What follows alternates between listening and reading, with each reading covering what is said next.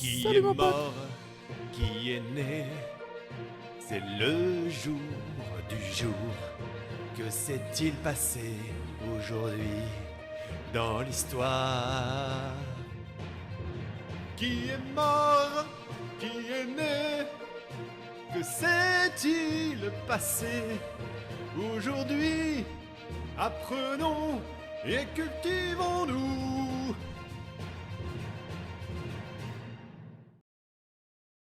Cultivons-nous, cultivez-vous. Faudrait peut-être que dans le chat, dans le titre du stream, je mette point d'exclamation Aniv. Comme ça, les gens vont être curieux. Hop, voilà, je le fais. Il y a quelqu'un qui a mis qu'il est né en 2026, effectivement. J'aime Pollux. J'aime Pollux, ça fait le petit rigolo. Il est né en 2026. Radam. Il n'est pas encore né. Arreux, arreux. T'es le plus jeune du stream. Attention, mon Duck. T'es le plus jeune des 5 personnes. Ce qui n'est pas très représentatif. Alors, le jour du jour. Nous sommes le 13 septembre 2025. Le 13 septembre 2025. Où déjà, on peut dire adieu à la note AA- de la France sur les marchés financiers. J'espère que vous êtes triste, que vous pouvez pleurer avec moi. On peut dire au revoir tous ensemble à la note de la France. Bouh, bye bye. En vrai, quels sont les impacts? Je n'en ai aucune idée. Voilà, je n'en ai aucune idée, Duck. Je pense que c'est les taux d'emprunt de la France qui vont être augmentés. Il y a moins de gens qui vont vouloir prêter de la thune à la France. On va devoir emprunter à des taux beaucoup plus élevés. Bon, écoute,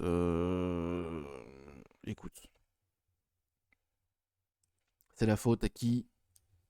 Très probablement au Mozart de la finance, que je nommerai Emmanuel Macron.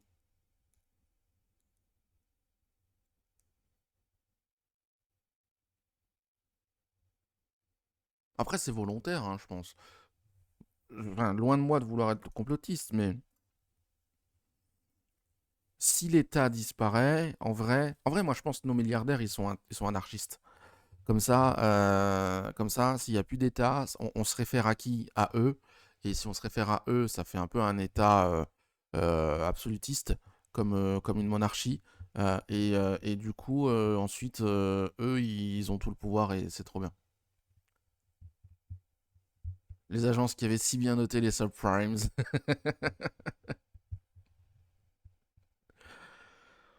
Oui, non, mais de toute façon, c'est de votre faute, les Français.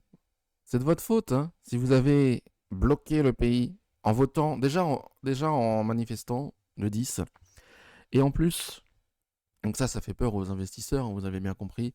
Et si en plus vous avez voté, mais mal voté, en fait, pour sauver la France, il aurait fallu quoi?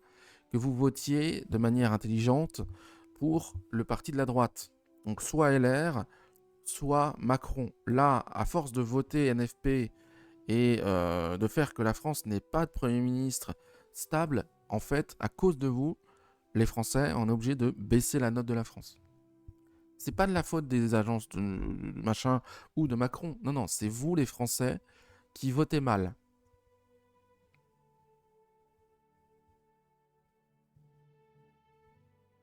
J'espère que vous êtes au courant de ça. Donc, prochaines élections, peu importe ce que c'est, votez à droite. Ce sera mon seul appel à voter sur ce stream. Je vous demande de voter à droite. Le mieux serait de voter pour le candidat macroniste. Le candidat qui est le seul à même de changer la France et de prendre les décisions qui sont nécessaires pour réduire la dette.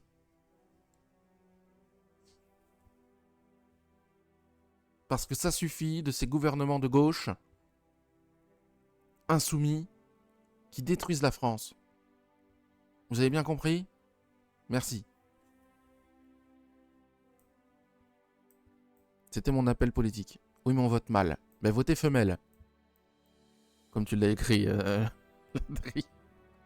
Dire ça le jour de la fête de l'UMA. Ouais, bah, franchement, bon. Écoutez, qu'est-ce que c'est l'humanité? Hein? Franchement. Appelez un journal l'humanité. L'humanité, aujourd'hui, ça ne veut plus rien dire. L'humanité, aujourd'hui, c'est un mot qui a été galvaudé par la gauche, qui a été préempté par la gauche. L'humanité, aujourd'hui, c'est oui à l'immigration. C'est oui à la dépense publique. C'est oui aux allocations. Moi, je suis anti-humanité. Je suis responsabilité, moi. L'humanisme, c'est l'inverse de la responsabilité. L'humanisme, c'est l'utopie. L'humanisme, c'est contre le bon sens. Donc, la fête de l'humanité, c'est la fête de la dette. La fête de l'islamo-gauchisme.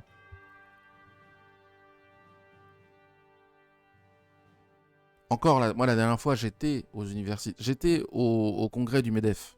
Ben là, c'était bien. Là, on parlait des bonnes choses. On parlait des choses qui vont marcher pour la France.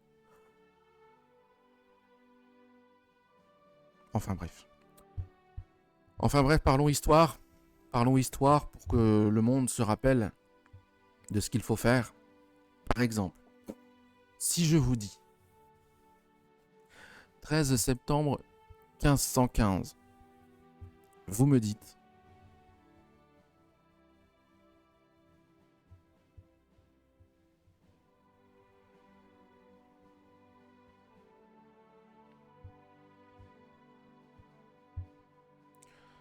Marignan. Marignan. C'est Marignan. Aujourd'hui, c'est Marignan.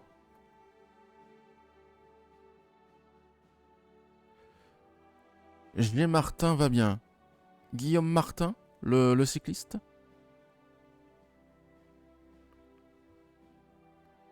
Vous pouvez répéter la question. Si je vous dis 1515, vous me dites Marignan. Si je vous demande c'est quoi Marignan, vous me dites...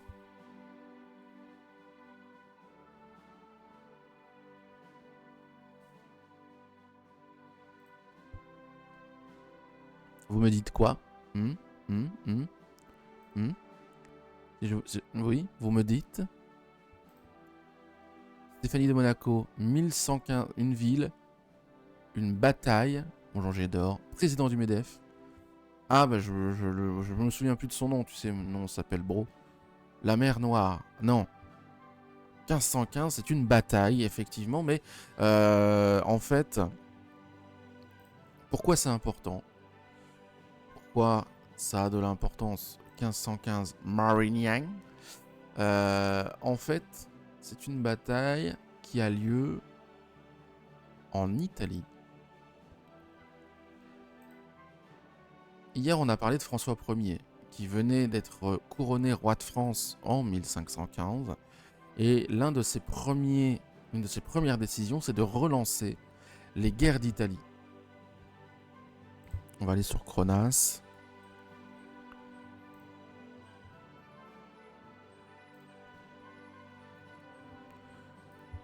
Hop.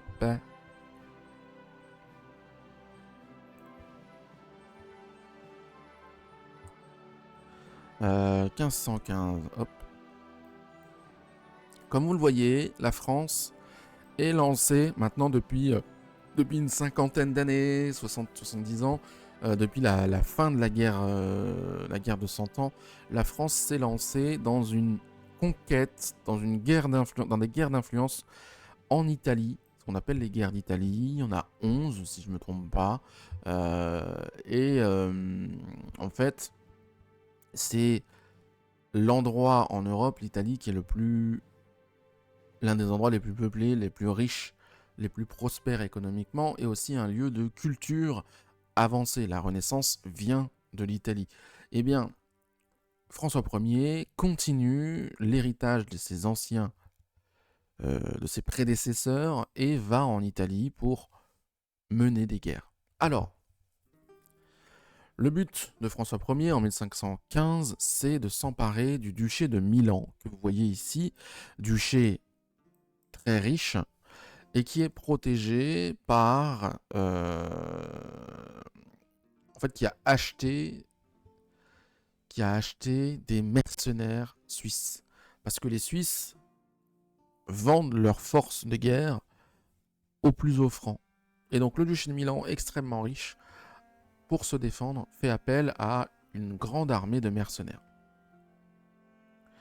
Rien à voir avec l'aéroport de Marseille-Marignane, effectivement. Effectivement, c'est le... Oui, ne pas confondre. Hein. Et donc ici, nous sommes dans la ville de Marignano, aujourd'hui, hein, la ville de Marignan, qui se situe au sud de Milan, au sud-est, pardon, ici, Marignano. Alors c'était plutôt une plaine à ce moment-là, en 1515. Et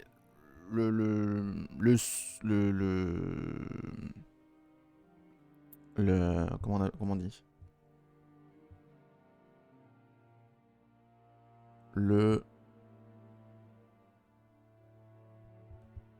l'objectif, le prétexte que donne François Ier pour attaquer le duché de Milan, c'est que il serait l'héritier, le vrai souverain du duché de Milan, parce que son arrière-grand-mère, Valentine Visconti, avait épousé Louis d'Orléans, un héritier, quelqu'un de la famille royale des Capétiens, au début du XVe siècle, dans les années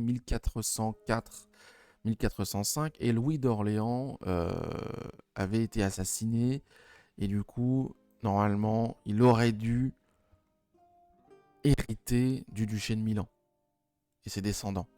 Or, François Ier est un descendant de Louis d'Orléans assassiné.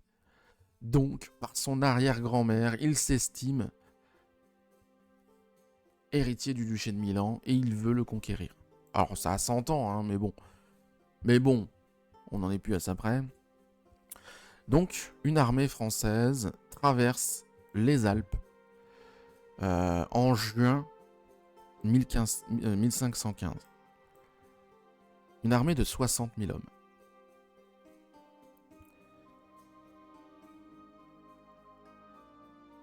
Au mois d'août, pardon, j'ai mis 10 juin, mais au mois d'août, ça passe les Alpes au col de l'Argentière, au sud des Alpes. Alors on peut peut-être essayer d'aller voir où c'est. Col de l'Argentière, voilà. Col de l'Arche, ça passe les Alpes ici, 60 000 hommes qui passent par cet endroit en août 1515, pour attaquer le duché de Milan. Ils déferlent sur la plaine du Pô, donc la plaine du Pô c'est ça ici, et ils vont jusqu'à Marignano, où une bataille s'ensuit. 60 000 Français, 35 000 mercenaires. Alors dans l'armée française, il y a des mercenaires vénitiens qui viennent de Venise, parce que la France a acheté des mercenaires vénitiens. Il faut que vous disiez, il faut bien vous dire que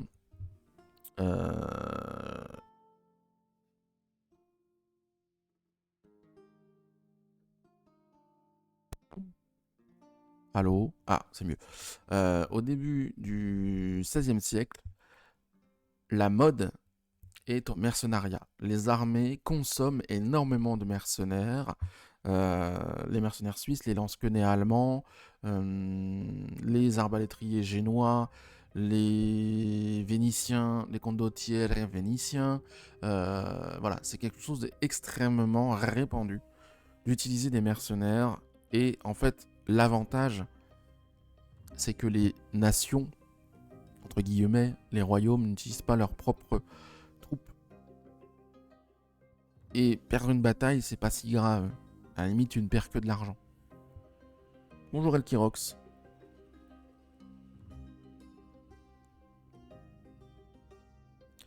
À quand la mobilisation? Les premières mobilisations générales, entre guillemets, conscription obligatoire, c'est pendant la Révolution française. Je crois que c'est 1792, 1793 et 14. Donc c'est 300 ans plus tard. La bataille commence le début d'après-midi, 13 septembre. Et il y a un carré de soldats suisses, de 7000 mercenaires suisses, qui repoussent la cavalerie française qui avait chargé, et ils vont presque réussir à s'emparer de l'artillerie. À la vue de cette attaque sur l'artillerie française, François Ier mène la charge avec 200 chevaliers. Et il repousse les 7000 soldats suisses. Le combat continue au corps à corps entre les mousquetaires, les piquiers, les tertios français et suisses. Oui, parce que les 35 000 soldats de Milan, c'est des Suisses. Et à la fin de la journée, la nuit tombe, le combat n'est pas terminé. La pleine lune disparaît derrière une épaisse couche nuageuse, donc on n'y voit plus rien. Alors, on dit pouce, et les soldats s'endorment sur place. Tout le monde revient un peu dans son camp, et on s'endort à même le sol, et le lendemain matin, on se réveille, on reprend, quand le soleil se lève, on reprend la bagarre, et c'est les Suisses qui commencent à prendre le dessus sur les 60 000 soldats français. Oh non, la pub, offrez un sub à Duck.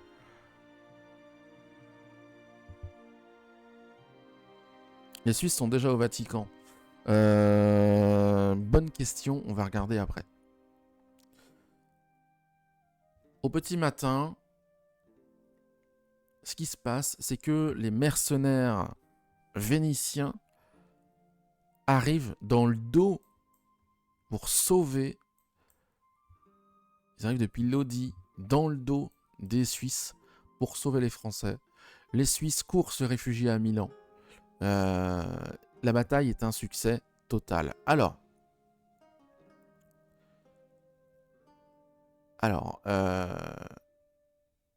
il faut se dire que la bataille de Marignan cause la mort des deux côtés, si on additionne des deux côtés, cause la mort de 16 000 personnes.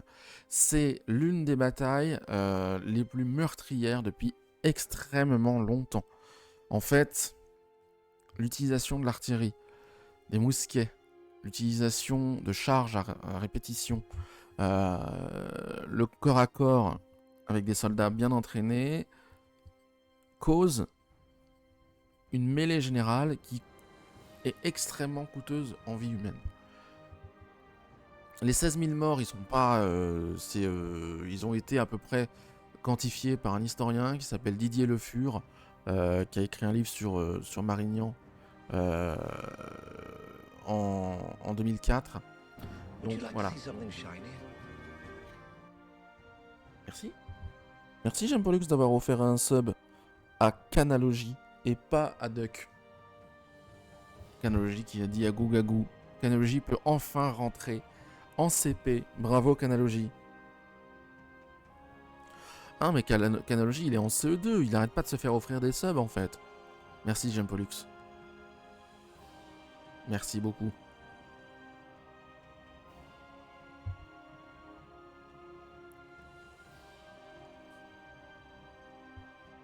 Bon, alors, cette victoire de Marignan, c'est pour François Ier une aubaine.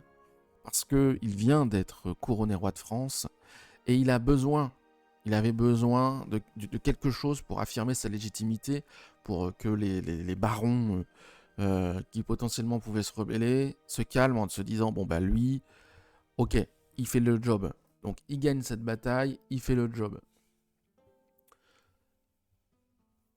À la fin de la bataille,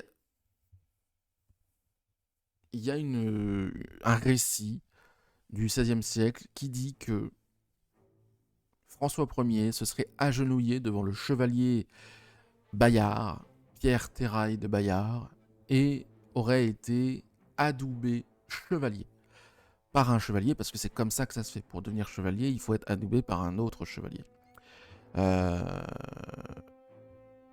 Alors, c'est un rituel qui est un peu désuet à ce moment-là, mais c'est très probablement un moyen de se refaire euh, un lien avec la noblesse française, parce que en janvier 1515, lors de son sacre à Reims, François Ier avait été sacré sous l'égide du connétable de Bourbon, qui, à partir de 1525, trahit le roi et va dans le camp de Charles Quint. Et donc, de manière bien fortuite, à partir de la trahison du connétable de Bourbon, on change le narratif royal et c'est le chevalier Bayard qui adoube le roi dans l'histoire officielle du royaume de France. On fait un changement, c'est un peu comme les purges staliniennes où Vladimir Denisov, j'invente un nom, serait le meilleur soviétique possible, et puis en fait on le purge et dès le lendemain c'est Denis Vladimirov qui devient le meilleur soviétique possible, vous voyez.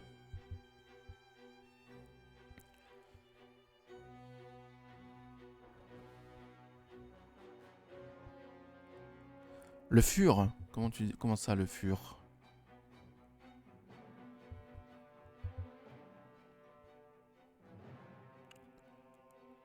Comment ça le fur? Est-ce que j'ai dit le fur quelque part?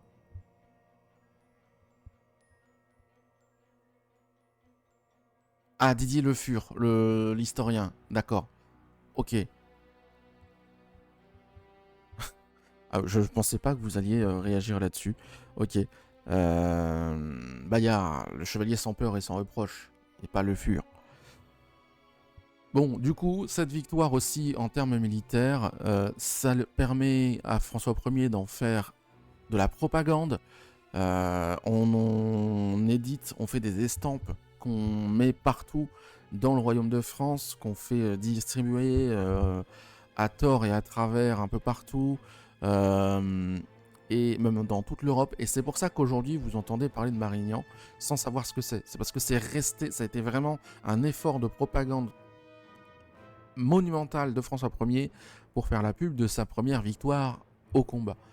Et aujourd'hui, les petits écoliers français apprennent Marignan sans savoir quel est vraiment l'impact et quel est à quoi ça fait référence. En termes diplomatiques, bien évidemment, ça donne le duché de Milan à la France. Le pape, le 13 octobre, un mois plus tard, reconnaît que François Ier est le duc légitime de Milan, de Parme et de Piacenza, de Plaisance. Voilà, et ça fait aussi que le clergé français se place sous la tutelle du roi de France et non plus du pape. Donc deux choses très importantes. Ensuite, les cantons suisses qui ont amené des soldats contre la France s'engagent à une paix perpétuelle à partir de 1516 avec le royaume de France, ce qui fait que pendant 300 ans, jusqu'à la Révolution, non seulement la Suisse s'engage à ne pas attaquer la France et la France s'engage à ne pas attaquer la Suisse, mais en plus, les gardes suisses se mettent au service du royaume de France. Par exemple, à la Révolution, les dernières personnes qui défendent Louis XVI avant qu'il ne soit capturé lors de l'événement des Tuileries en 1792, ce sont des gardes suisses.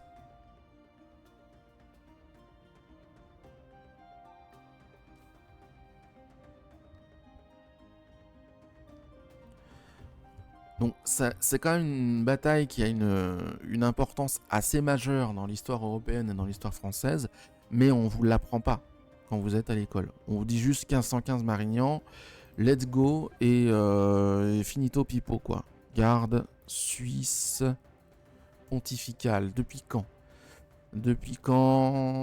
Créé le 22 janvier 1506 sur ordre du pape Jules II. plus petite armée du monde avec 135 militaires. Voilà, depuis 1506, pour répondre à ta question.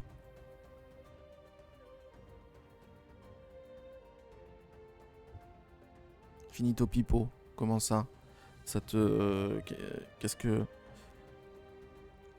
qui te trigger dans Finito Pipo?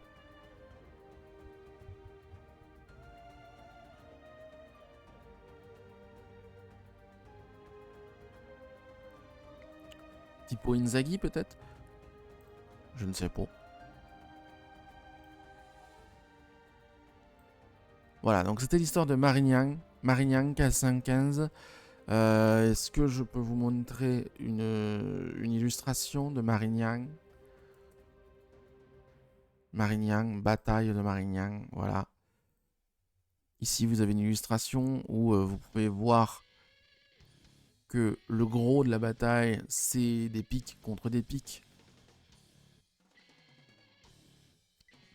On a ici la charge de cavalerie française contre des gardes suisses. L'artillerie, bien évidemment. Il y avait un fleuve sur le côté, bref. Voilà.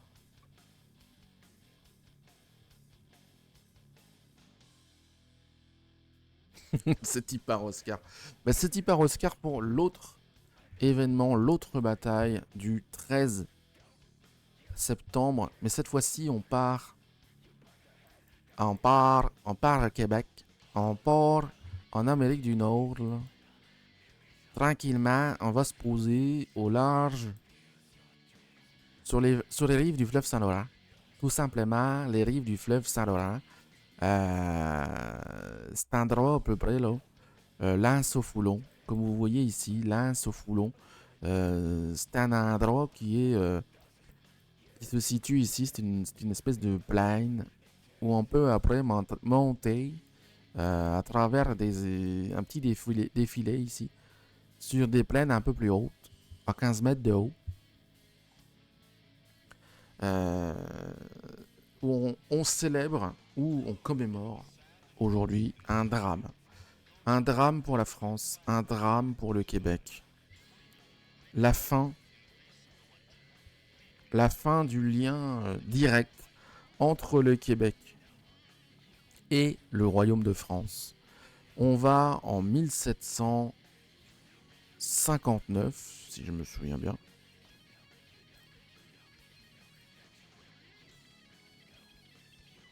C'est ça. La bataille des plaines d'Abraham. Qu'est-ce que c'est donc que cela? Parce que... Ah oui, la bataille des plaines d'Abraham. Donc dans le cadre de la guerre de 7 ans. En Europe, entre 1756 et 1763, eh bien, il y a des combats dans les colonies.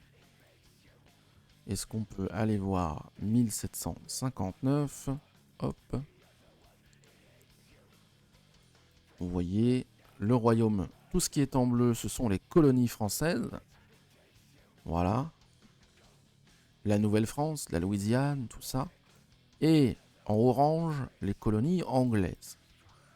Bon, eh bien, dans le cadre de la guerre de 7 ans, la France et l'Angleterre, l'Empire britannique, sont opposés.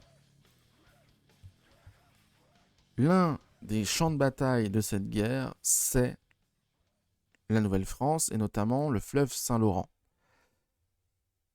Sauf qu'il y a une différence entre la colonisation française et la colonisation anglaise. La colonisation anglaise est une colonisation de peuplement, alors que la colonisation française est beaucoup plus éparse. Il y a beaucoup moins d'habitants en Nouvelle-France, dans le Canada français, que dans les 13 colonies.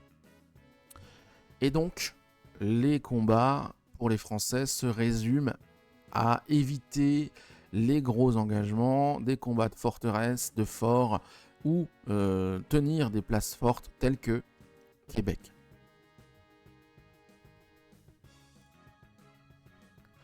Bonjour et modus Heliope.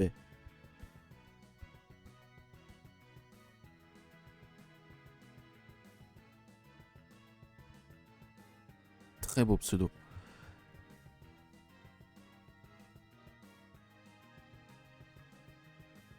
À Québec, dans la ville de Québec, l'été 1759 est difficile. En tout cas, on envisage très durement l'hiver parce que les sorties hors de la ville sont dangereuses. Les Anglais, les Britanniques sont partout. Ils maîtrisent les campagnes et les Français, eux, sont retranchés dans la ville de Québec. Le problème, c'est que le ravitaillement se fait assez ténu, assez léger. Les Français doivent faire des sorties en charrette, en chariot, récupérés dans des endroits cachés, dans des greniers cachés. Généralement, ils font ça, ils en ont pour 2 semaines, et puis ils reviennent, ils doivent aller chercher des trucs pour 2 semaines. Malgré tout, fin août, les réserves en grains sont finies, sont vides, et donc on se tourne vers la subsistance. Et oui, on essaye de vivre sur le terrain, donc aller chercher des baies, des noix, des choses qu'on voit dans les forêts. Bon, bref, ça s'annonce pas tip top. On essaye de faire ravitailler Québec depuis Montréal. Or, le fleuve est gardé par la flotte anglaise. Alors, on essaie de faire ça de nuit, ça marche pas très bien, c'est dangereux. Il y a aussi la baie du Saint-Laurent qui est l'embouchure qui est bloquée par les Anglais. On n'est pas sous des très bons auspices. Bonjour Blacka. Le dirigeant français, Montcalm, attend les Anglais à Beauport. Il pense que c'est là que les Anglais vont débarquer. Ils ont déjà essayé moult fois de débarquer à Beauport, de ce côté-là, voilà, de Québec. Ici, dans la baie de Beauport, il se dit, bon, s'ils doivent débarquer, c'est ici. Vous voyez. Et dans la nuit du 12 au 13 septembre, on entend des coups de rame. C'est une nuit où il y a du brouillard. On aperçoit des mâts de bateaux anglais, on entend des rames. Donc les Français s'amassent ici pour accueillir les Anglais. En fait, c'est une diversion. Les Anglais sont passés plus au sud et sont allés à Lens-au-Foulon, ici donc, pour débarquer à cet endroit-là. Le but, c'est de monter ici. Il y a un petit défilé qui permet de monter sur les plaines qu'on appelle les plaines d'Abraham, ici, le sentier des plaines d'Abraham. Bon, aujourd'hui c'est une grande route, mais ça permet de s'installer aux abords de la ville de Québec. Et les Français ne l'ont pas vu venir. Les Anglais ont ramené environ 10 000 hommes sur la plaine de Québec, mais en fait, du coup, au matin du 13 septembre, eh bien, il y a une opposition, une bataille qui se déroule entre 4500 Anglais dirigés par le Britannique Wolfe et les hommes de Montcalm, les 3500 Français. Il y a une différence, c'est qu'il n'y a que 1900 soldats de métier français et 1500 francs-tireurs, c'est-à-dire des habitants de Québec qu'on a réquisitionnés, qu'on a armés et qu'on a mis dans le dispositif militaire français, mais ils ne sont pas entraînés pour. Côté anglais, par contre, c'est 4500 soldats entraînés. Très tôt le matin, Montcalm ne prend pas la peine de prévenir Bougainville, le même que l'explorateur, hein. Bougainville qui dirige des armées françaises au nord du Saint-Laurent.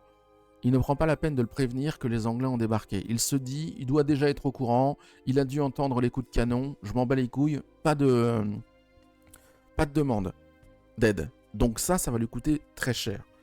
Montcalm décide de faire descendre les plaines d'Abraham par les Français. Il se dit qu'il ne veut pas que les Anglais puissent s'installer.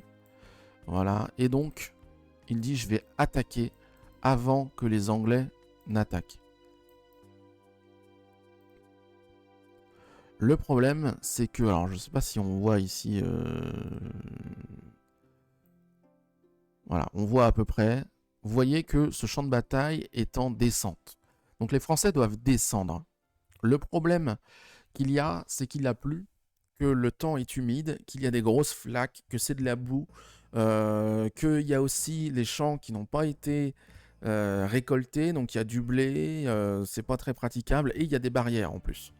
Alors les Français, au lieu de s'avancer en rang serré, bien organisé, c'est un flot très disparate, où au lieu d'être une grande ligne... Alors, puisqu'on ne se connaît pas, Sylvain, Thomas, tous les nouveaux, Audi, Andy, présentez-vous. Présentez-vous. Bonjour, Esmarildan et toute sa clique.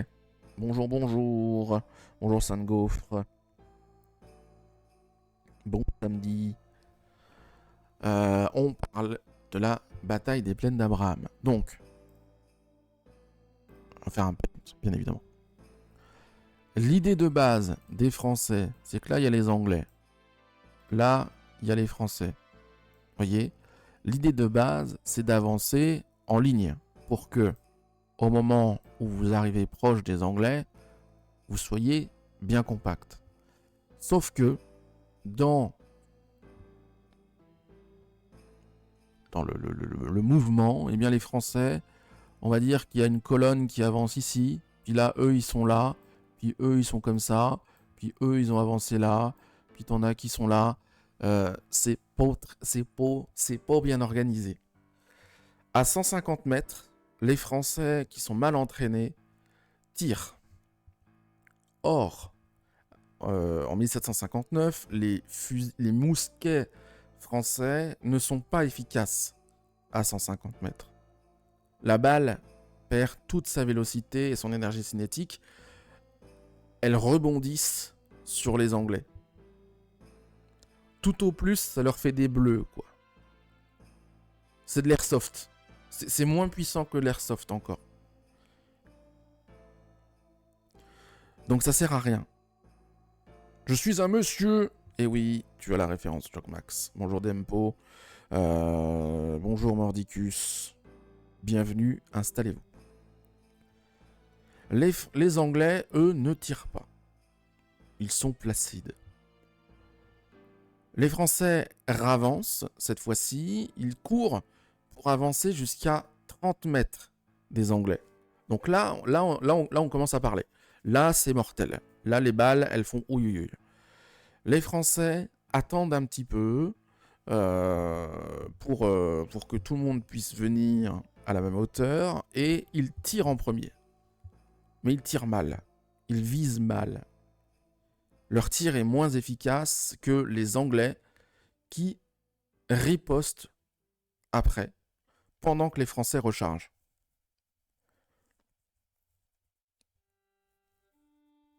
Une fusillade d'environ une demi-heure s'ensuit. Les Français se rendent compte qu'ils sont en train de se faire grignoter petit à petit par les fusils et les balles anglaises. Alors, les Français se retournent et se replient. Ils font volte-face et ils vont se replier dans le fort. Bon, les Anglais sont pas dupes, ils mettent leurs baïonnettes et ils chargent. Et ils courent. Et donc là, ça devient une course à chat, hein, où les Français courent pour se réfugier et les Anglais leur courent dessus derrière. Il y en a qui sortent le sabre, qui sortent la baïonnette. Voilà, c'est un truc un peu sale.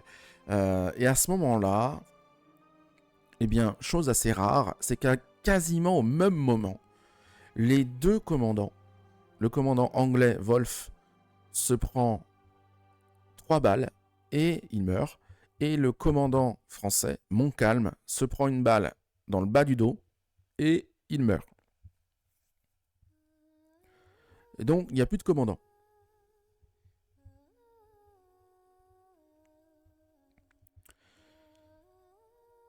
Malgré tout, les soldats français, les habitants de Québec, sont rentrés dans le fort.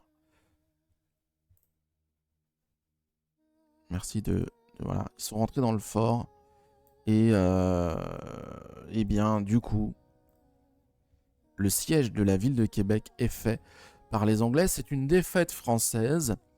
Le nombre de morts est assez équivalent. On a 680 morts côté anglais, 690 côté français, donc c'est vraiment équivalent.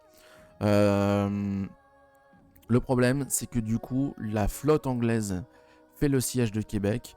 Les Français ne sont plus ravitaillés et à l'hiver 1760, eh bien, la ville de Québec se rend aux Anglais.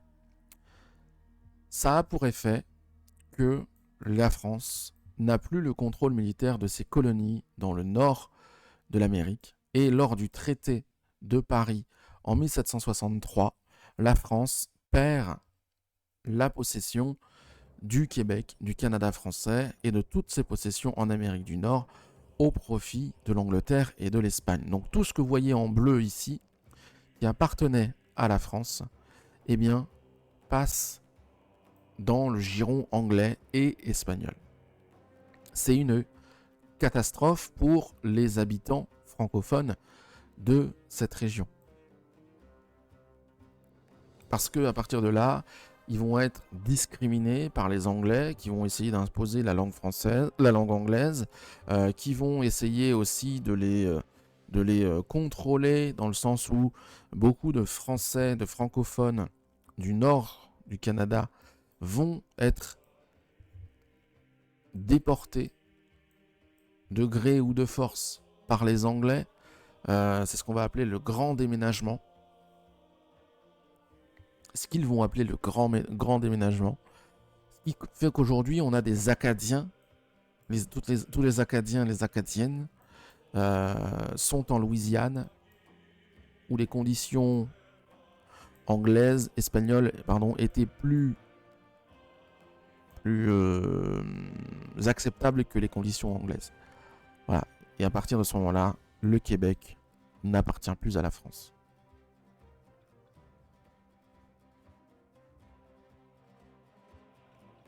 Non, même la Louisiane, le traité de Paris 1763 était de Paris 1763, si je me trompe pas. Voilà les changements qui sont faits. Tout ce qui était en rose ici, c'est ce que l'Angleterre gagne par rapport à la France, vous voyez. Et tout ce qui est en jaune, c'est ce que l'Espagne gagne par rapport à la France.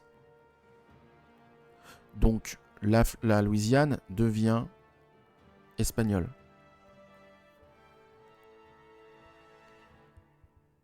Il faut bien vous rendre compte que tout ce qui est en clair ici, c'était des possessions françaises, sauf la Floride. La Floride qui appartenait à l'Espagne et qui est transférée à la Grande-Bretagne en 1763. Mais le reste, c'était des possessions françaises. C'est un territoire énorme.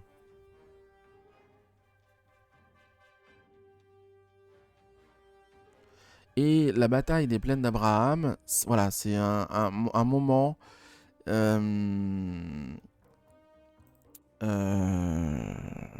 fondateur ou très important dans l'imaginaire québécois. Aujourd'hui en France, c'est pas grand chose, mais dans l'imaginaire québécois, c'est extrêmement important.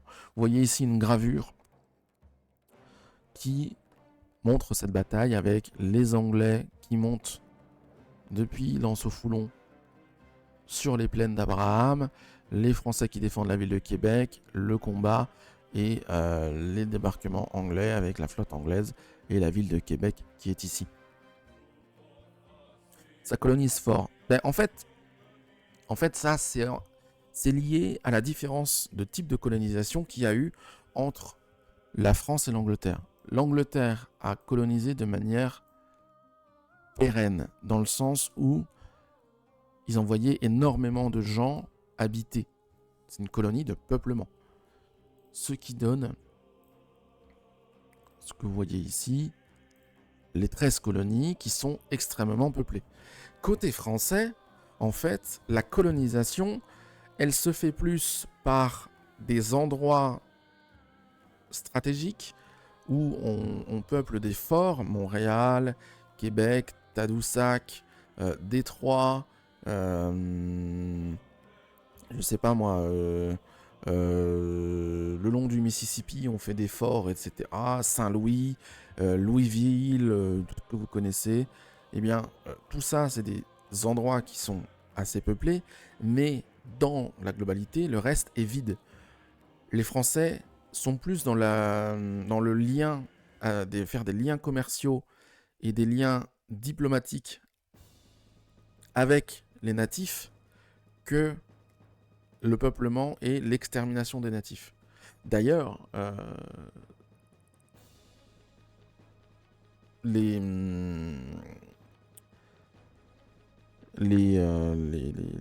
relations entre Français et natifs étaient bien meilleures que les relations entre Anglais et natifs. Très souvent, les armées françaises, entre guillemets, dans le Nouveau Monde, étaient mélangées avec des natifs. Très souvent, il y a eu une mixité, un métissage, une créolisation qui s'est faite. On voyait beaucoup plus souvent des Français habiter dans des lieux de peuplement déjà présents autochtones qu'autre chose. Les Français bénéficiaient de gens qu'on appelait des coureurs des bois, qui sont des enfants métis de Français et de natifs, qui du coup connaissaient très bien la région, qui parlaient français, qui parlaient natif, qui étaient intermédiaires entre les deux cultures et qui permettaient aux explorateurs français d'avoir un espèce de droit de passage pour aller discuter, commercer, explorer, et ça allait beaucoup plus vite que les Anglais qui devaient à chaque fois se battre pour avancer.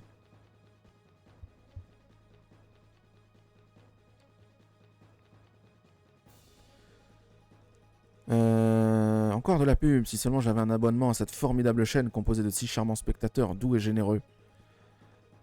Il va y arriver un jour, Duck. Hein. Il va y arriver à avoir son sub. Mais bon, peut-être attendons.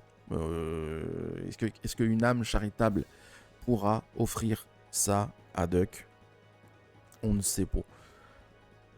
Avant de vous parler du prochain événement qui a eu lieu le 13 septembre 1993, je vous répète qu'il y a deux nouveautés sur ce stream. Il y a le Discord officiel du bol d'histoire, de la communauté du bol d'histoire.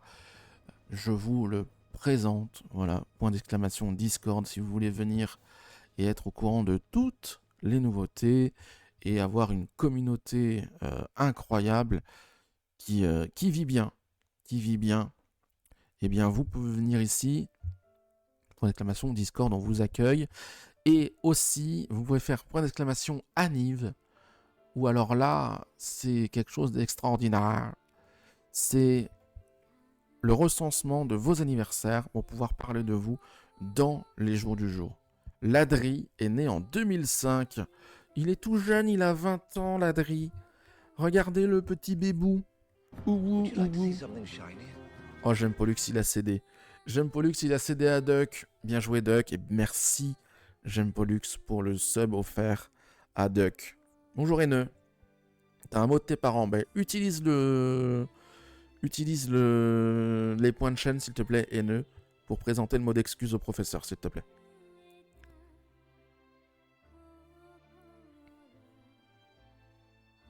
Haineux, viewer que j'ai rencontré à Fougères, à Rencontreur. C'était la semaine dernière d'ailleurs. Voilà. À l'événement de Montée.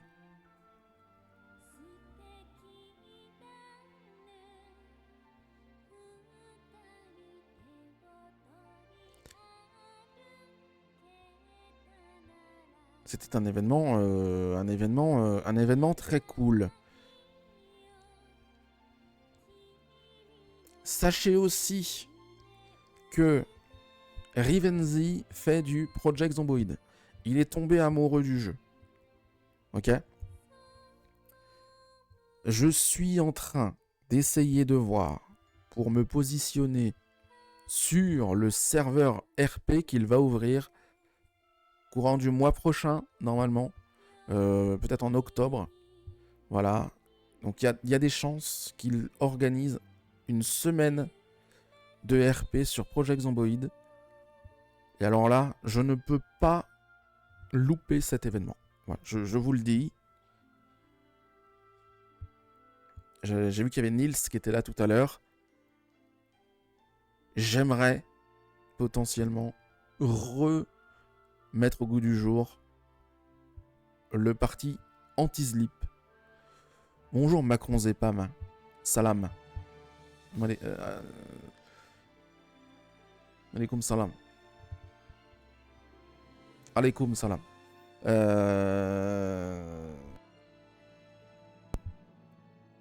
1993, maintenant que les annonces sont terminées, 1993, le 13 septembre, c'est la signature des accords d'Oslo. Oslo en Norvège, où deux représentants, le Premier ministre israélien Yitzhak Rabin et le représentant de l'autorité palestinienne Yasser Arafat, sous le regard bienveillant de Bill Clinton, signent les accords d'Oslo. Qu'est-ce que c'est les accords d'Oslo ? C'est un accord où Israël s'engage à décoloniser la Cisjordanie en moins de 5 ans, d'arrêter l'occupation de Gaza et de rendre aux Palestiniens leur droit de circulation entre la Cisjordanie et Gaza. On se dit, ça peut régler les problèmes, bien évidemment.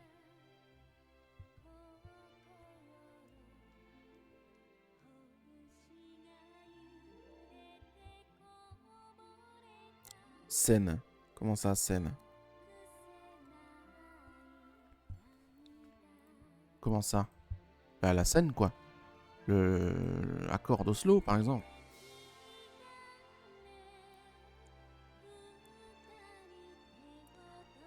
Non. Accord d'Oslo. Voilà. Voilà la photo.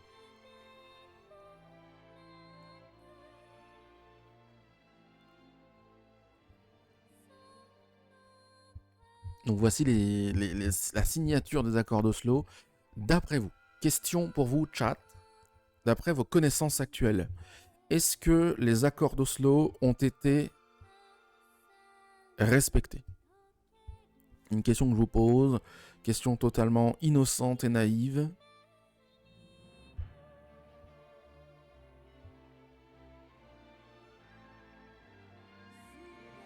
Non ?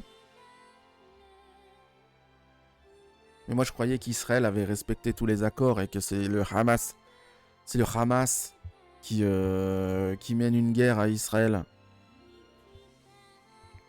Bon, Yitzhak Rabin est assassiné en 1995 par des extrémistes religieux proches du Likoud de Benjamin Netanyahou qui refusent que les accords soient mis en place, qui trouvent que c'est honteux.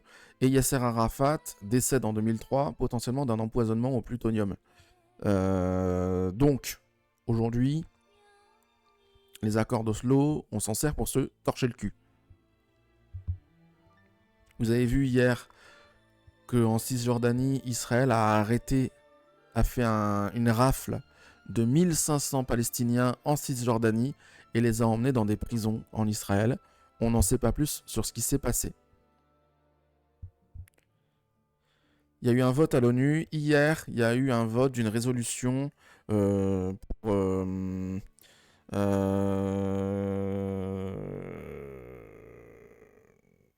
la reconnaissance de la Palestine, je crois. Et il y a le veto. Il y a 142 pays qui ont voté pour, dont la France. Et 10 pays qui ont voté contre, avec notamment le veto américain et le veto israélien. Voilà. Donc là, voilà. On voit qui sont les bloqueurs. Bonjour Aurel. Bonjour. Tu prédis que ce conflit va se régler le 5 octobre. Tu veux dire pour le GP Explorer de Squeezie? Tu penses que c'est lié? Tu penses que Squeezie, il va réussir à régler le conflit israélo-palestinien grâce au GP Explorer? C'est une théorie intéressante.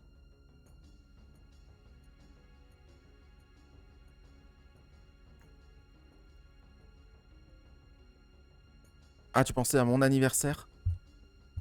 Ah bah, peut-être qu'ils vont me faire le plaisir d'arrêter le génocide pour le 5 octobre, mais bon. Alors, Macron Zepam, on va pas utiliser ce terme. Vous pouvez supprimer le message de Macron Zepam. On va pas utiliser le terme que tu as utilisé parce que c'est un terme dégradant. Voilà. Nous n'allons pas l'utiliser, nous utiliserons d'autres termes, par exemple israélien. C'est beaucoup plus normal. Bonjour chef. Bombe nucléaire partout dans le monde.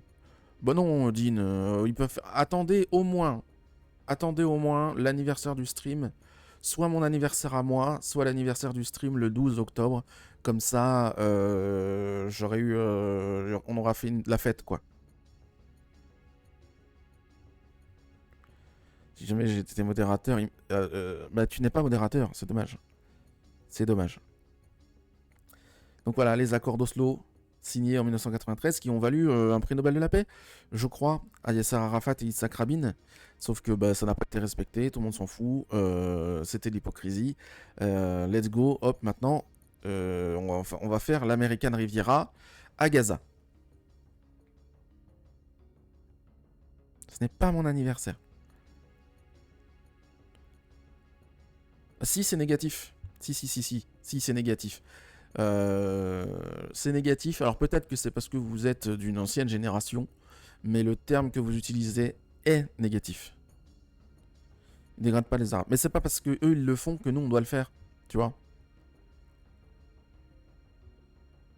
Ne tombons pas dans la détestation des Juifs.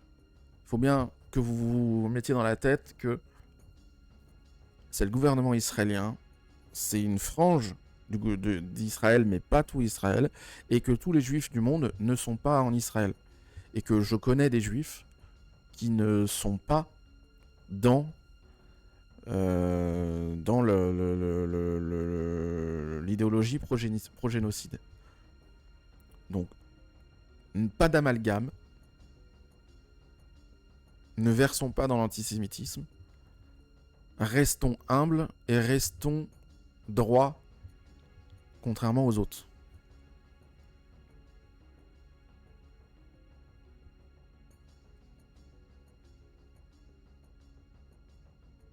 J'ai même des amis juifs. Oui.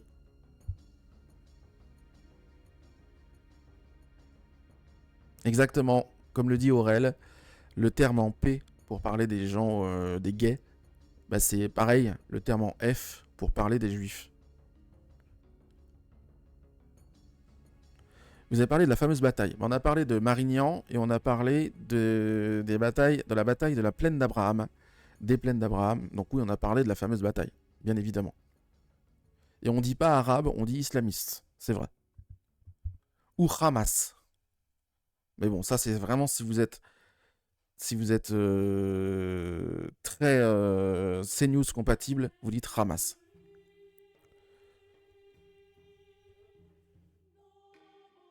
Attendez 2 secondes.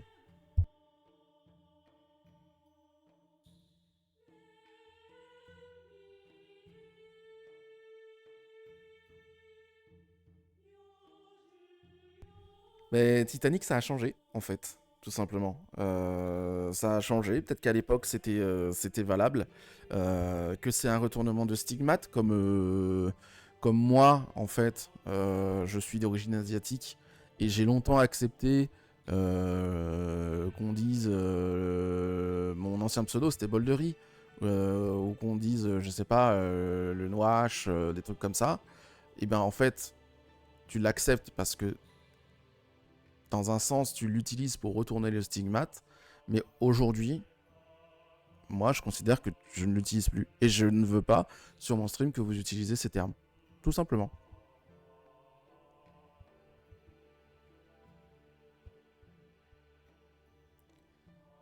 C'est un peu comme le N-word est utilisé par les Noirs américains, mais nous, en tant que Blancs, on ne va pas l'utiliser. Vous comprenez le principe ? Après, entre vous, entre vos potes, si vous faites avec vos potes, j'ai pas de soucis entre vous. Mais sur mon stream, je veux pas que vous l'utilisiez. C'est simple, c'est une règle que j'ai mis en place.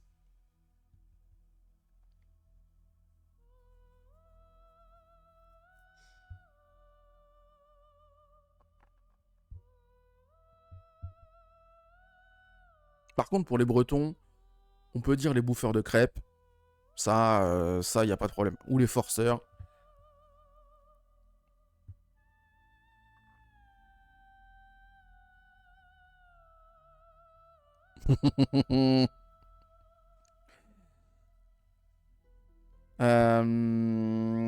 Qui est mort? Non, qui est né d'abord. Qui est né? C'est vrai qu'on va peut-être parler des gens qui sont nés avant les gens qui sont morts. Ne mettons pas les bœufs avant la charrue. Ce serait quand même bien dommage.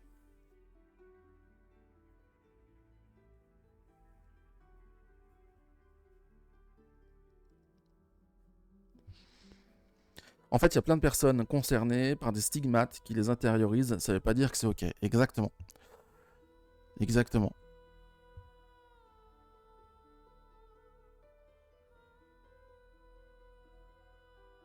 C'est assez complexe, je suis d'accord avec vous, mais ça vaut le coup de parfois faire changer sa mentalité. Et je ne dis pas que vous êtes des mauvaises personnes, bien évidemment. Loin de moi de dire ça. Je dis simplement que aujourd'hui, ça a un peu changé et que c'est des termes qui pouvaient être dits il y a 30 ans, 20 ans, ne le sont plus aujourd'hui et que il faut faire l'effort de changer sa façon de parler et que ça ne vous coûte finalement rien et que ça permet aux gens qui sont concernés d'avoir une oppression en moins. Donc finalement, tout le monde y gagne.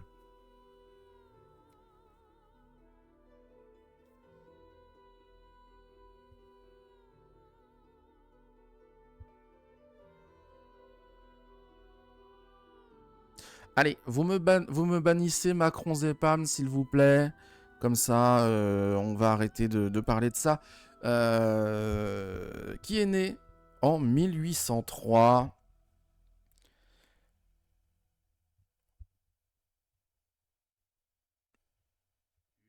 Alors attendez, je vais quand même lire son message. Faut que j'arrête le barbecue. Dans l'idéal, non. Enfin oui, mais après tu peux juste réduire. Et en vrai, le barbecue, t'es pas obligé d'en manger pour être un homme. T'arrêtes de fumer, ça c'est toi, tu fais un choix personnel. T'arrêtes de baiser, non, je vois pas pourquoi on dit ça. Te droguer, c'est un choix personnel. Dois rouler en électrique. Oui, c'est mieux, mais le mieux ce serait même plus de rouler en voiture. Être pro LGBTQI, oui. Plus Z, je sais pas ce que tu veux dire. Pro Zemmour. Il y a plus de lettres pour les nommer. Ah ouais, ça c'est quand même bien dommage de parler comme ça. On dirait On dirait que t'as 75 ans. Tu dois bouffer du soja tofu? Non. En vrai, tu sais, juste manger déjà une fois de la viande par semaine, c'est ok. Te sentir girafe, allez, la transphobie. Et finir non-binaire et gender fluide. Mais tu es déjà gender fluide. Hot take, tout le monde est gender fluide.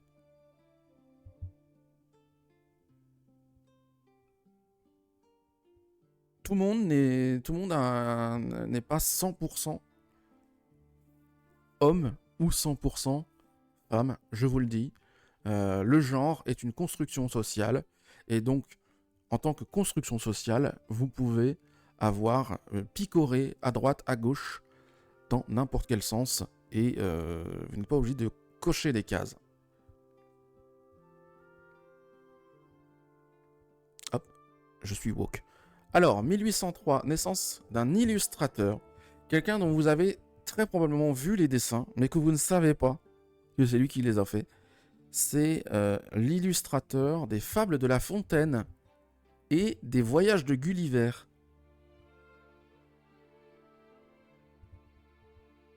Ah ben Aurel, tu sais que ça fait partie, hein, ça fait partie du packaging des streams quand tu essaies de parler un peu de gauche, depuis la gauche, ou que tu parles d'histoire, t'as parfois des gens un peu bizarres.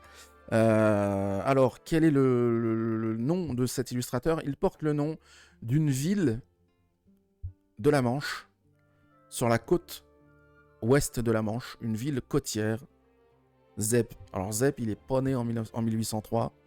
Je pense que Titeuf est un peu plus récent que ça. 1803. Illustrateur des Fables de La Fontaine et des Voyages de Gulliver.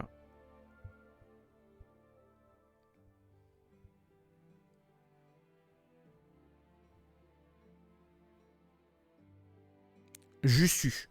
C'est exactement lui, c'est Jussu. Non, c'est Granville. Granville. Granville. Alors, pas la ville, hein. Granville. Illustrateur. Il y a un D. Acteur. C'est lui. Jean-Jacques Granville. Jean-Ignace Isidore Gérard. Né à Nancy, mort en 1847. Voilà. Qui a illustré du coup les Fables de La Fontaine. Vous avez peut-être déjà vu ce style de croquis, les métamorphoses, tout ce qui est les trucs animomorphes là, je sais pas comment on dit. Eh bien c'est lui qui a fait ça. Il a donné son nom à la ville, je ne pense pas, parce qu'il est né à Nancy et il est mort à Vanves. Alors, à mon avis, surtout que Granville, c'est sans D. Celle-ci.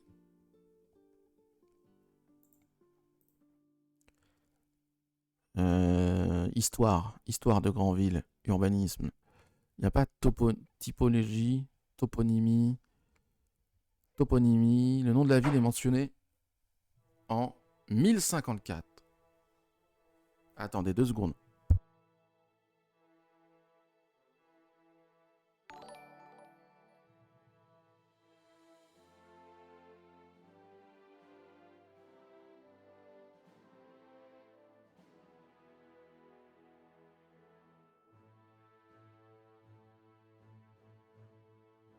Heureux, j'ai été interrompu par Juma qui venait me dire au revoir avant que je la foute dehors pour le week-end.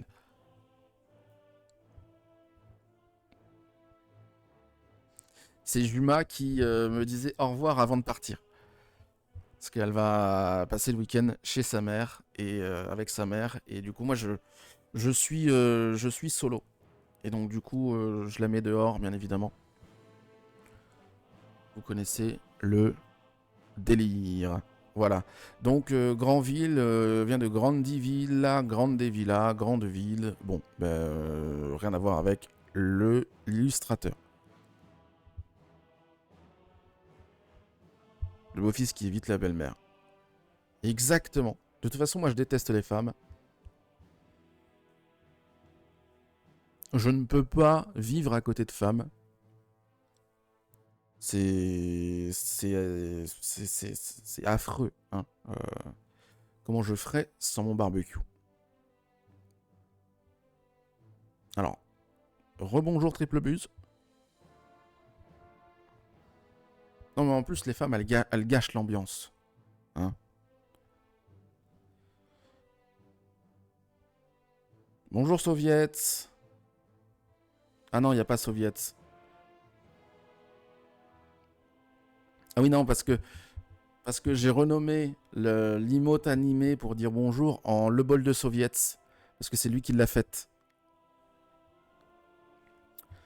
1916, naissance d'un écrivain britannique qui a écrit Kiss Kiss, qui a écrit Le Bon Gros Géant, qui a écrit aussi Charlie et la chocolaterie. Peut-être que ça vous connaissez.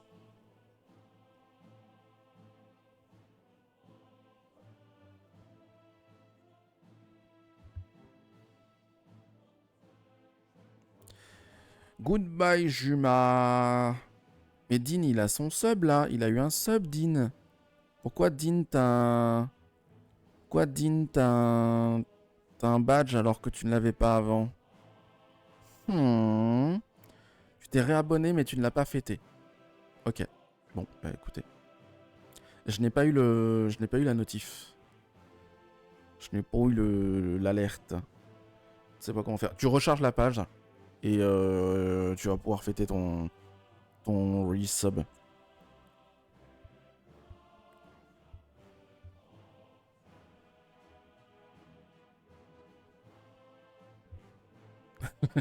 Il a d'ailleurs inspiré un super plat à base de lentilles et de curry de légumes, le Roald Dahl. Voilà, Roald Dahl qui a fait Charlie et la chocolaterie. Roald Dahl, gallois. Le voici. Alors je tiens à dire que, en tout cas c'est très bien de sub, Dean, j'aime Pollux, parce que le PC de Juma sur lequel je stream, la lettre R ne fonctionne plus. Alors c'est assez embêtant, je vous le cache pas. Pour avoir accès au R, je dois copier-coller un R tout le temps. Donc si vous donnez de l'argent, nous pourrons acheter un clavier digne de ce nom. Et alors si vous donnez beaucoup d'argent, nous pourrons acheter un PC digne de ce nom.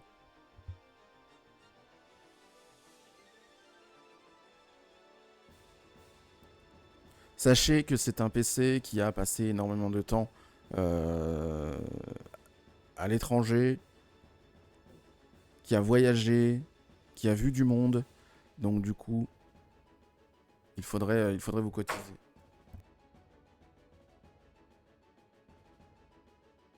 Alors sachez que Juma vient de revenir et de rentrer dans la pièce. Elle avait oublié effectivement des choses très importantes. Alors elle est en train de me dire au revoir, adieu, je reviens plus. Mais tu m'ouvres quand même demain. Ah oui, elle avait oublié. Oui, parce qu'en fait, comme je la mets dehors, elle avait oublié sa tente et son sac de couchage. On fait un test. Cette fois-ci, elle s'en va vraiment.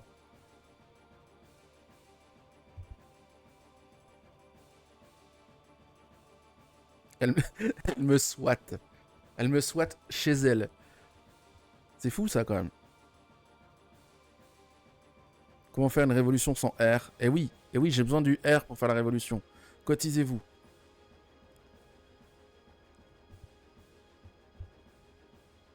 Qui est né, c'est fini. Eh oui, aujourd'hui, les qui est né, qui est mort, c'est assez rapide. Et ça fait longtemps qu'on n'avait pas eu un jour du jour assez aussi peu fourni dans un sens, voilà. Donc, qui est mort en 1592?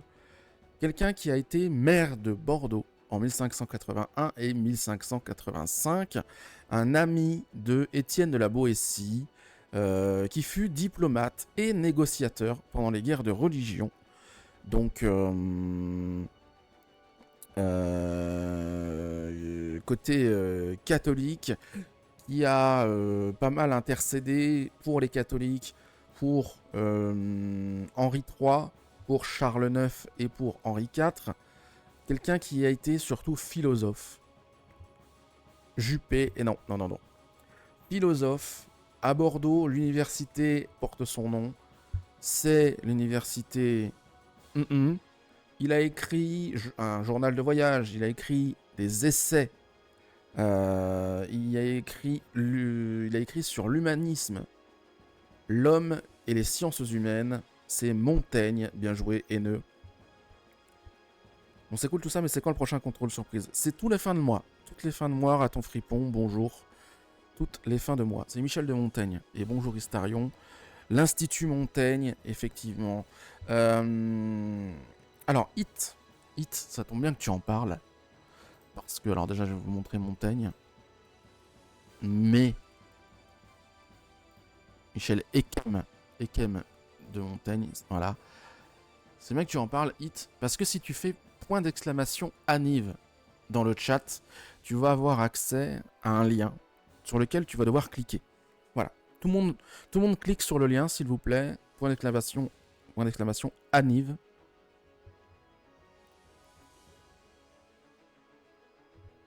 Je vous regarde. Merci Istarion. Vous cliquez et vous tombez sur un formulaire qui vous demande votre pseudo et votre date d'anniversaire. Voilà. Et ça fait quoi? Ça fait que vous apparaîtrez dans mon petit document, mon petit fichier, et je pourrai vous fêter votre anniversaire le jour correspondant. Est-ce que c'est pas beau ça? Donc par exemple, aujourd'hui c'est l'anniversaire de Hit. Et donc pour l'anniversaire de Hit, qu'est-ce qu'on fait? Eh ben on passe bon anniversaire les petits Indiens. Eh ben oui. Non mais bien évidemment. Mais alors là...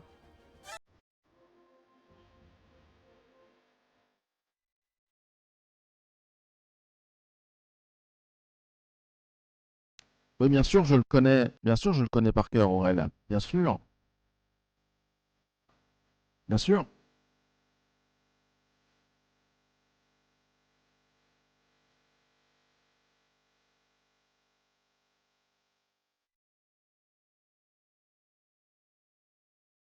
J'espère que t'es content, Hit, hein.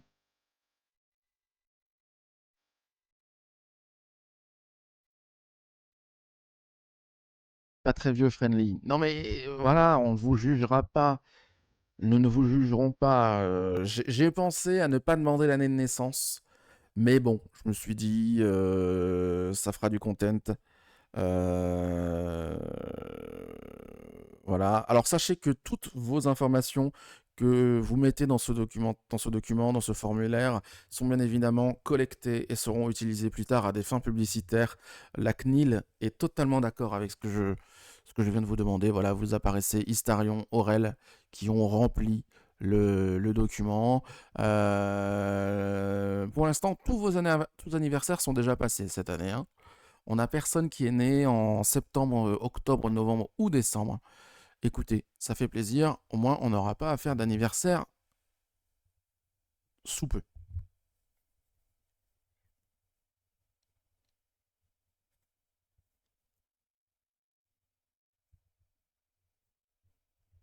Jean-Paul n'est pas né, il a été expulsé du... Non, c'est affreux ce que je dis. Bref, Michel de Montaigne, du coup, qui est mort le 13 septembre 1592. Alors là, le chat, je me suis dit, moi, vous savez, j'ai des lacunes. J'ai des lacunes notamment en musique et en cinéma, mais là en musique. Et là, c'est la musique américaine. Je sais que vous êtes des vieux, pour la plupart, en fonction de vos dates de naissance. Et c'est la mort, le 13 septembre 1996, de quelqu'un de mythique, dont la mort l'a rendu encore plus mythique. Quelqu'un qui finalement n'est peut-être jamais mort, qui est avec Elvis Presley sur une île, avec Michael Jackson. Et alors moi, sachez que je crois que je n'ai jamais écouté intentionnellement des musiques de cet homme, de ce rappeur américain. Ce n'est pas Kurt Cobain. C'est Pantoufles sans son bonnet. Ok.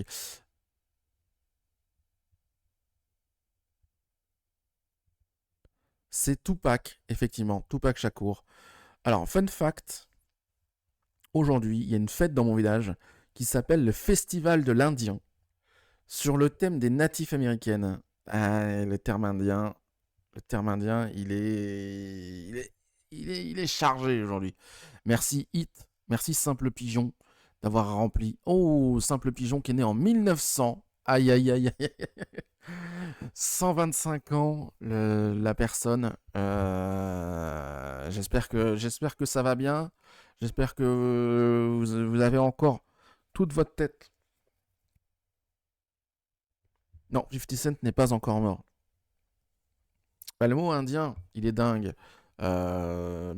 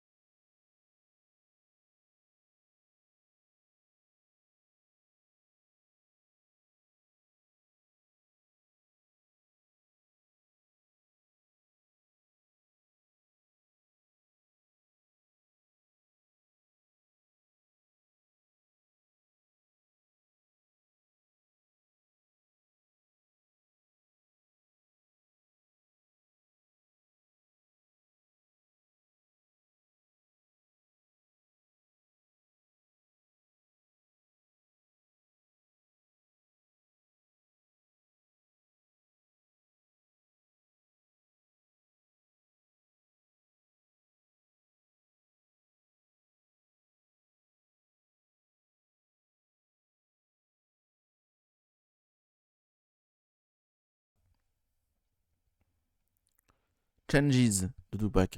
Eh ben, je ne la passerai pas juste pour toi. Euh,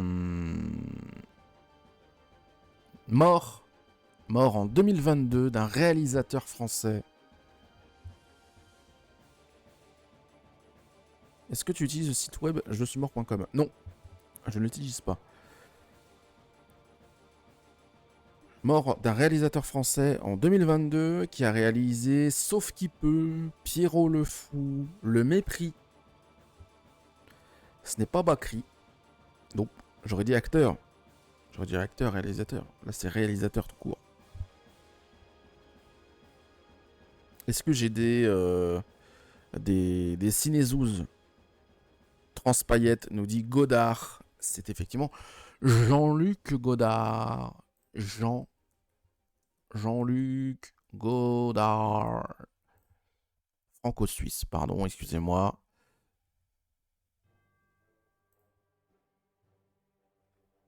Ah, des lunettes quadruple foyer. Hein. En même temps, ça permet de mieux voir à la caméra.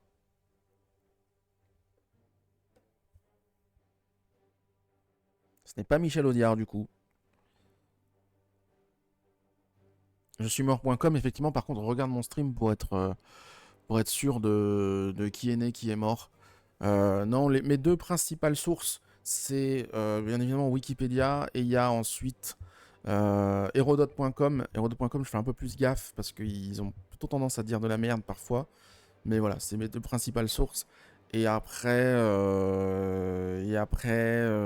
sur le 19e siècle, j'ai le livre 1848, notamment, hein, sur 1848, un livre sur les révolutions de 1848. Et j'aimerais avoir plus de temps pour lire des livres d'histoire, pour avoir des meilleures sources aussi.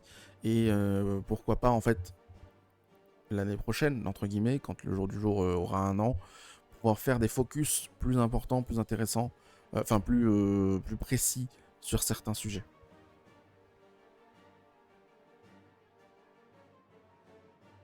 Eh bien, bon jeu vidéo, Aurel. À plus dans le bus. Aujourd'hui, c'est la journée mondiale contre la septicémie. La septicémie, vous savez, François Ier en est mort. Une septicémie à cause d'une fistule entre le cul et les couilles. Eh bien aujourd'hui, on se bat contre la septicémie, tous ensemble contre la septicémie. Si vous voulez vous battre contre la septicémie, faites-vous soigner de vos fistules.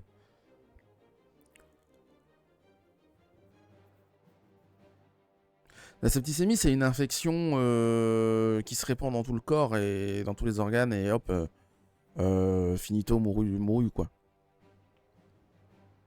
Bon appétit, bien sûr. Oh, vous savez, quand vous regardez mon stream, vous savez qu'il y a un trigger warning, dégueulasserie. L'histoire, ce n'est pas que des trucs mignons, et des trucs ouh et des petits chats. L'histoire, c'est très souvent très crade, parce que l'humain est crade.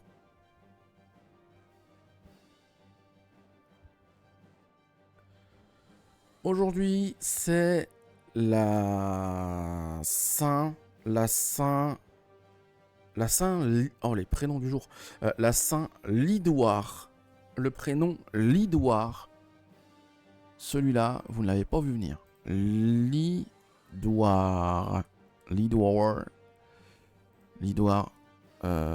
Prénom. Prénom masculin qui vient du latin ludus, qui veut dire je. Saint Lidoire, évêque de Tours en 371.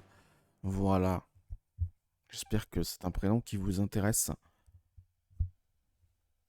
Ce n'est pas breton, j'aime Pollux.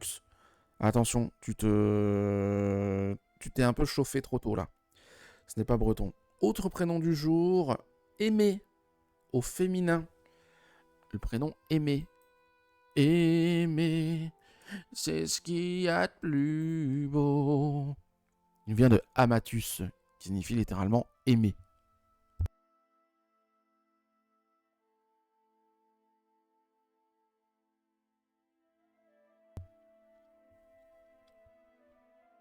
J'aime plus que ça a été banni temporairement par Triple Buse.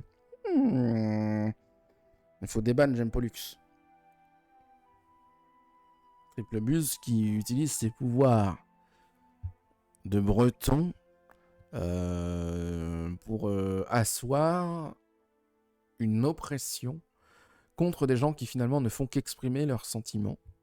Triple Buse est en train de montrer que les Bretons détestent la liberté d'expression.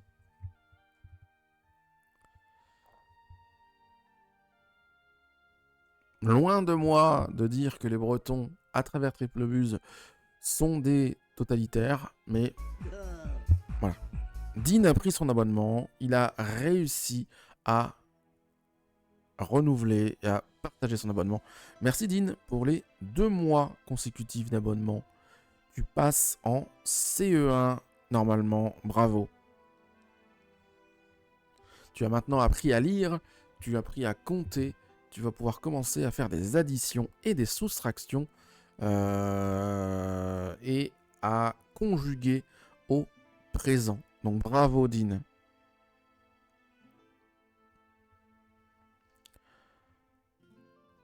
Autre prénom du jour. Marcelin. Comme le fromage, le Saint-Marcelin. Marcelin. Le prénom Marcelin. Marcelin. Signifie petit Mars, petit dieu romain de la guerre. Eh ben dis donc, quand vous vous appelez Marcelin, vous êtes quelqu'un de dangereux, hein. Il va falloir qu'on vous donne une arme.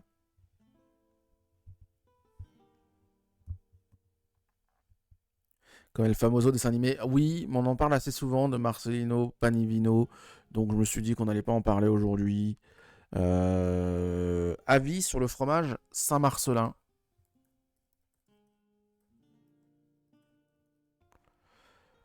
Le Saint-Marcelin, avis. Qu'est-ce que vous en pensez?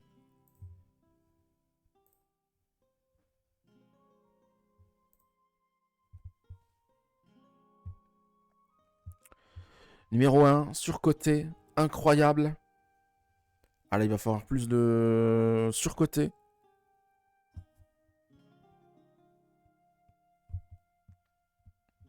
Le concept de lait qu'on laisse pourrir. Bon, Dean, alors, si vous n'aimez pas quelque chose, n'en dégoûtez pas les autres. Le fromage, tu l'aimes ou tu le quittes. C'est tout. Et la France, c'est le fromage. Donc si vous n'aimez pas le fromage, vous n'aimez pas la France, Dean. Donc vous pouvez quitter la France, s'il vous plaît. Merci. Le chèvre, c'est pas ouf. Bah ça tombe bien parce que le Saint-Marcelin, c'est du lait de vache. Donc, honnêtement...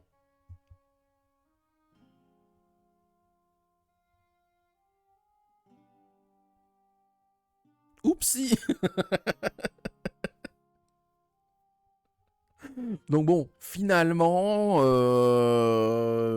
votre avis, Duck, enfin, abonnez-moi, je rends, est assez catastrophique.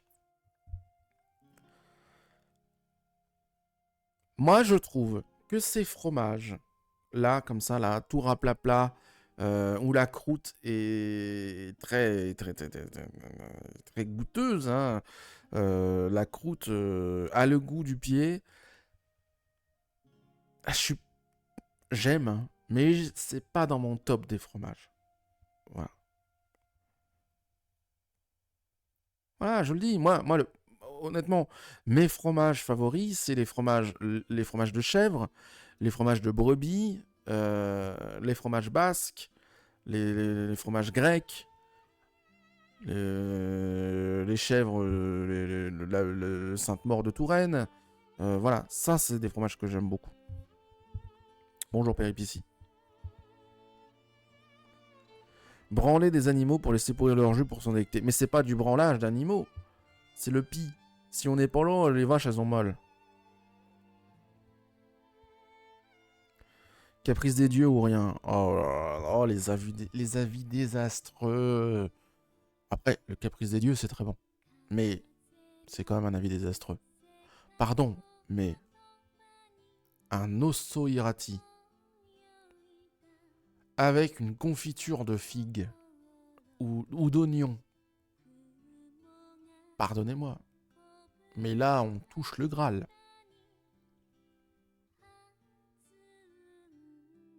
L'abondance, le Beaufort. Non mais voilà, ça c'est des bons fromages. Le Beaufort, c'est top tier. Je suis au Savoyard, j'ai des principes. Ah, quand même. Quand même.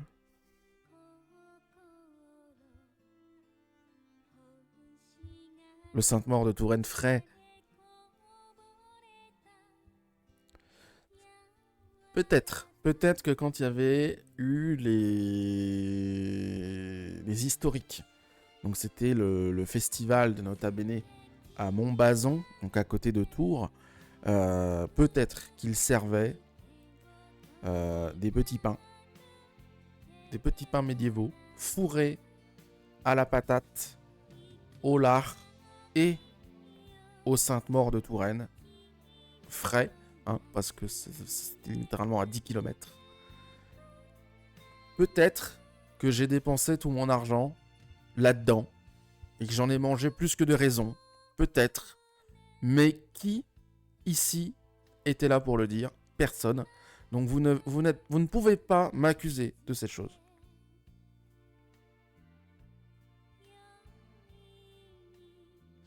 Je ne parle pas des fromages de ma région. La Picardie?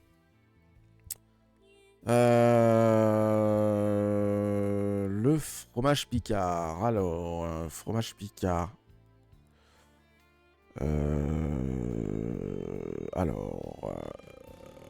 Qu'est-ce qu'on a comme fromage Picard? C'est vrai que là, du coup, fromage Picard. Chocoise. La crème fraîche. Oui, bah la crème fraîche, c'est pas du fromage. Hein. Le petit gerberoy. Ah, ça, c'est bon, ça. Ça c'est bon, ça. Gerberoy, c'est à côté de chez moi. Ça c'est bon. Avec du coquelicot, le goût de coquelicot. Je vous recommande le coquelicot. Le fromage de Bray, je ne connais pas, mais ça a l'air banger. Brie de mots, bon. Le crève-cœur, un bleu que je ne connaissais pas. Eh ben en fait, il y a plein de choses en Picardie. Le Neuchâtel quand même. Le Neuchâtel, on aime. Le Potzin. On a un fromage qui s'appelle le Potzin. C'est quoi? C'est du fromage à Potzin. Ah oui, c'est du fromage à Potzin. Ok. Le Rollo. La tome au cidre. Non, quand même, on a des choses. On a des choses en Picardie. Il faut pas se laisser avoir. La Picardie, c'est quand même une terre du terroir.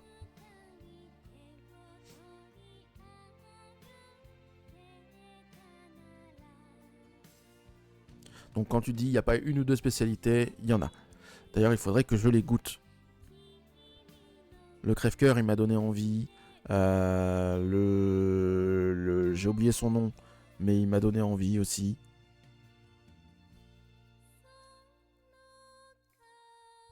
Bref, tout ça pour parler de Marcelin. Retournons dans les prénoms alimentaires. L'autre prénom du jour, c'est Morille. M-A-U-R-I-2-L-E. Voilà. Qu'est-ce qu'on en pense du prénom Morille? Tiré du latin morus, qui signifie mort, arabe, maghrébin. Oh, je vois déjà les gros racistes bien blancs qui vont appeler leur fille Morille. Parce que bon, on est d'accord que les gros bourgeois, ils aiment bien les prénoms de ce style-là. Hein, ils vont appeler leur fille Morille sans regarder la signification. Et on va leur apprendre plus tard que ça signifie qui vient d'Afrique du Nord. Oh là là, la dissonance cognitive. L'apoplexie qui va leur tomber dessus. Je ne rêve que de ça.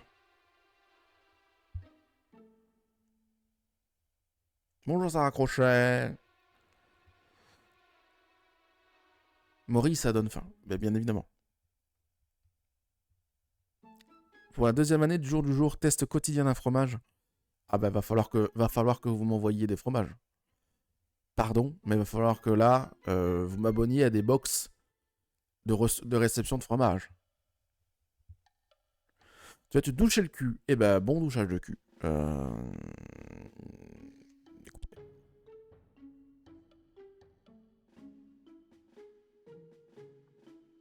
Sarah Crochet qui a rejoint le nouveau Discord. Est-ce que je vous ai déjà parlé du nouveau Discord? Hein? Est-ce que vous saviez qu'on avait un nouveau Discord? Qu'on avait un Discord... On avait un Discord discordant? Alors j'ai un MP qu'il faut pas que je vous montre, mais on a un nouveau Discord. Point d'exclamation Discord dans le chat. Faites comme Sarah Crochet. Vous avez accès à un Discord de GOAT.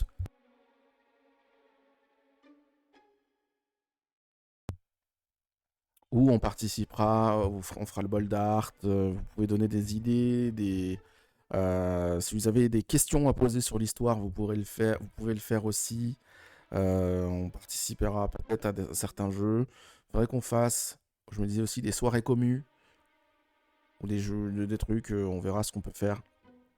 Voilà. Donc, venez, et vous pouvez slurper, bien évidemment. Bien évidemment! Premier message que tu vois sur le Discord, prout. Bah, ça donne le ton. Ça donne le ton. Il y a un channel slurp où les gens littéralement slurp, quoi. Vous voyez? Un channel qui est fait pour slurper. Merci Istarion d'arriver sur le Discord. Bref. Hop là. On met ça là. Hop. Le prénom breton. Le prénom breton du jour. C'est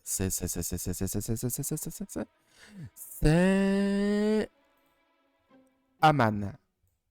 Aman, tout simplement. Aman. Le prénom Aman. Écoutez, prénom breton, signifie fiable et empathique. Bon, avis, chat. Je veux pas être méchant. Je veux pas être méchant, mais donc je vous laisse juge. Armand de Vannes.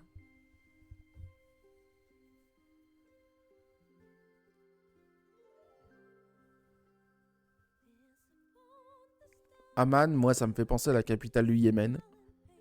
C'est vrai que ça sonne pas vraiment breton, Amman. Queen Yaman. Ah, Queen Yaman. Est-ce que Queen Yaman... Est-ce que Amman, ça vient de Queen Yaman? Ou c'est lié à Queen Yaman? En voilà une question. Qu'est-ce que ça signifie, Queen Yaman? Queen Yaman... Ah oui, non, Queen Yaman... Qu'est-ce que ça veut dire, Queen Yaman? Ça veut dire gâteau au beurre. Ah oui, d'accord. Vous voyez, moi je pensais que c'était un truc intéressant, il y avait de l'histoire, il y avait quelque chose, il y avait une signification un peu mystique, un peu étrange. Et en fait, non, ça veut dire gâteau au beurre, quoi.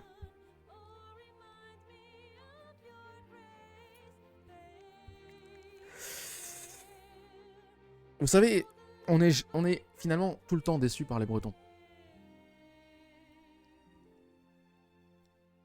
Toujours déçus. Malgré le fait que le Cognaman, c'est quand même une richesse. Dans tous les sens du terme.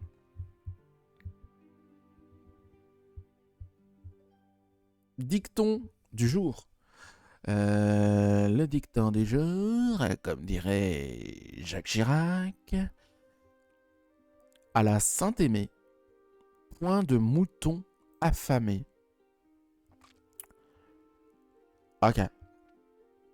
À la Saint-Aimé, point de mouton affamé.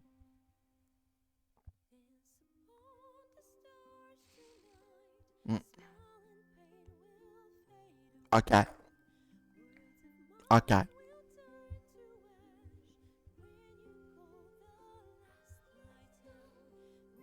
On ne peut pas être déçu quand on n'y a jamais cru.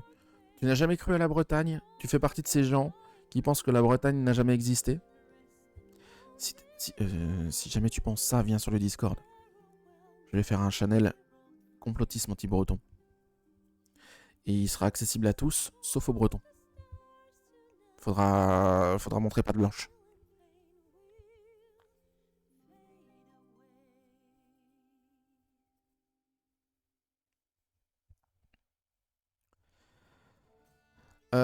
Bah c'est fini.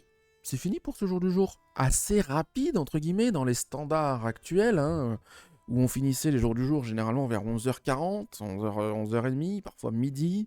Là, on a fini, il est 11h10. C'est bravo, c'est efficace. Je vais arrêter de montrer le Queen Yaman parce que ça me donne faim.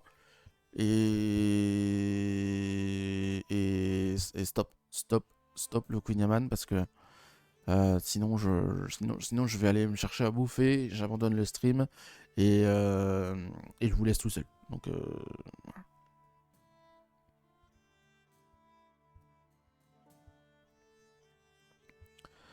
Générique du jour et ensuite on voit ce qu'on fait. Tais-toi, la musique. Qui est mort, qui est né, c'est le jour du jour. Que s'est-il passé aujourd'hui dans l'histoire? Qui est mort, qui est né, que s'est-il passé aujourd'hui? Apprenons et cultivons-nous